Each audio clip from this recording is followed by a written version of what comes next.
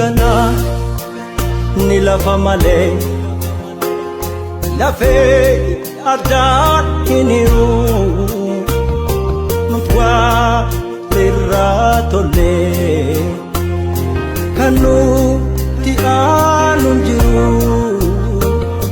gana ni lafa malee lafee addaan hiniru nutwaa irraa tolee kan nuti aanu jiru bir'anaaf yaaddoo cunqursaa kaleessa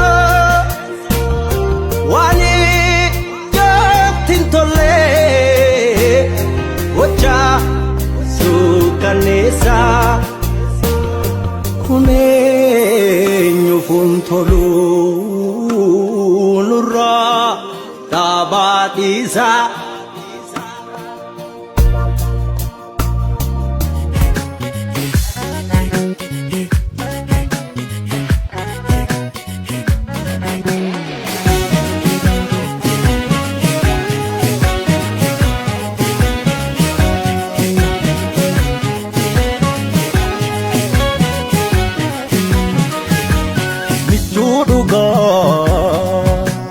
Michuuduga yaala seekoo magaan kallooko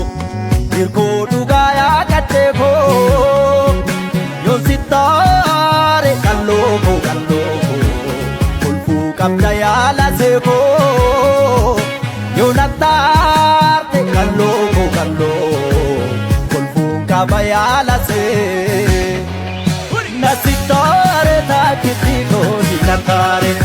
sinatare ala sebo nasitare otola fila medene galile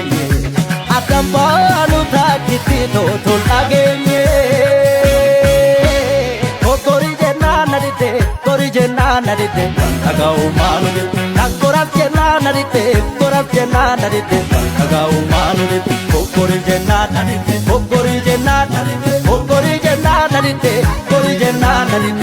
agau manu nankorat nanadite korat nanadite agau dika kapi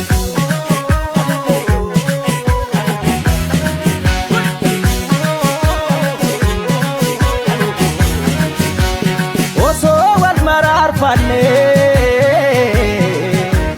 wan kenye bobadala omtudu fenuntugu wan gachet na jalala sababa ketin sababa kodi jenne wal karu tubayate diru sindale badu sindale kudu hiruna katitane. Ashama akkam jirtu ani Qatar Doha galeera egaa boru sa'a torbarratti qophiin ni jalqaba